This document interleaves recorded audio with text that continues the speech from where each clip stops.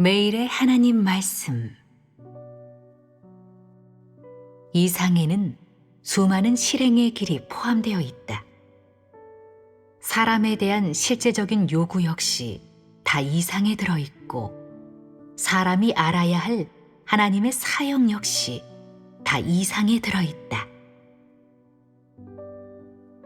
예전에는 각 지역에서 특별 예배를 하거나 대예배를 하면 한 부분의 실행길만 강조했다. 그런 실행은 모두 은혜 시대에 실행해야 했던 것으로 하나님을 아는 것과는 별로 깊은 관계가 없다. 은혜 시대의 이상은 기껏해야 예수가 십자가에 못 박힌 것뿐, 그 외에 더 큰 이상은 없었기 때문이다. 사람이 알아야 할 것은 예수가 십자가에 못 박혀 인류를 구속한 사역밖에 없었으므로, 은혜 시대에는 사람에게 알려줄 이상이 더는 없었다. 그리하여 사람이 하나님에 대해 아는 것은 손에 꼽을 정도였다. 사람에게는 예수의 자비와 긍휼을 아는 것 외에 단순하고도 초라한 실행만 조금 있었을 뿐이다. 이는 오늘날과 너무도 큰 차이가 있다. 예전에는 사람들이 어떤 모임을 가져도 하나님의 사역에 대한 현실적인 인식을 말할 수 없었고, 사람이 진입해야 할 가장 적합한 실행의 길을 말할 수 있는 사람은 더더욱 없었다. 그저 포용과 인내를 바탕으로 단순한 세부 내용들만 조금 더해졌을 뿐, 그 본질은 전혀 바뀌지 않았다.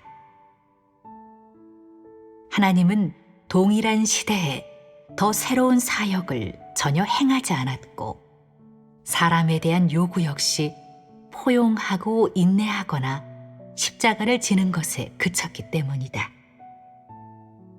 또한 이런 실행 외에 예수가 십자가에 못 박힌 것보다 더 높은 이상이 더는 없었기 때문이다.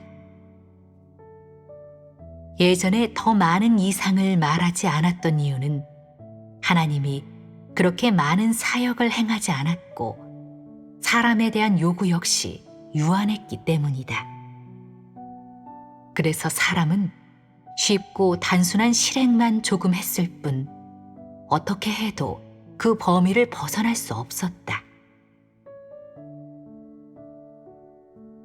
오늘날 더 많은 이상을 말하는 까닭은 오늘날의 더 많은 사역, 율법 시대와 은혜 시대보다 몇 배 많은 사역을 행했으며, 사람에 대한 요구 또한 이전 시대보다 몇 배나 높아졌기 때문이다. 사람이 이 사역들을 분명하게 알지 못한다면 이 사역들의 의의는 그렇게 크지 않을 것이다. 사람이 이 사역들에 필생의 정력을 쏟지 않는다면 분명하게 알기 어려울 것이라고 할 수 있다.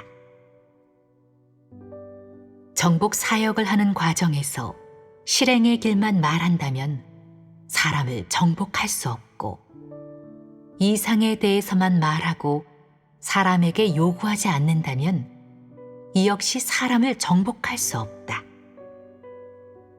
실행의 길만 말하면 사람의 정국을 찌를 수 없고, 사람의 관념을 없앨 수 없다. 그렇게 되면 사람을 철저히 정복할 수도 없다. 사람을 정복하는 도구는 주로 이상이다. 그러나 이상 외에 실행의 길이 조금도 없다면 사람은 따라갈 수 없고, 나아가 진입할 수도 없다. 사역은 처음부터 끝까지 다음과 같은 원칙을 따른다. 이상 속에 실행이 있고, 실행 외에 또 이상이 있다. 사람의 생명과 성품의 변화 정도는 모두 이상에 따라 달라진다. 사람의 노력에만 기댄다면 변화의 폭은 그렇게 크지 않을 것이다. 이상이란 하나님 자신의 사역과 그의 경영을 말하고, 실행이란 사람이 실행할 길과 생존의 길을 가리킨다. 전체 경영에서 이상과 실행의 관계는 바로 하나님과 사람의 관계이다.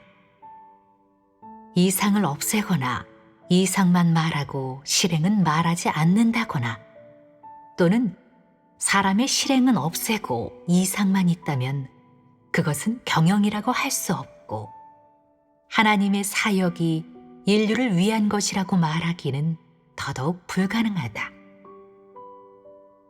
그렇게 되면 사람의 본분이 없어질 뿐만 아니라 하나님 사역의 근본 취지마저도 부인하게 된다.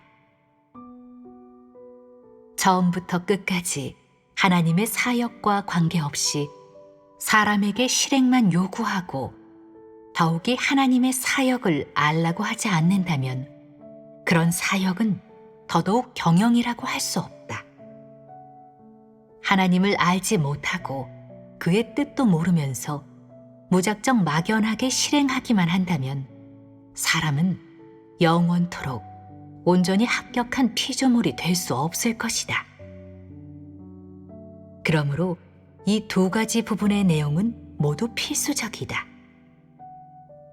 오로지 하나님의 사역, 즉 이상만 있고 사람의 협력과 실행이 없다면 그것은 경영이라 하지 않는다. 또 사람의 실행과 진입만 있다면 사람이 진입하는 길이 가장 높다 할지라도 아무 소용이 없다. 사람의 진입은 반드시 사역과 이상에 따라 차츰차츰 바뀌어야지 마음대로 변해서는 안 된다.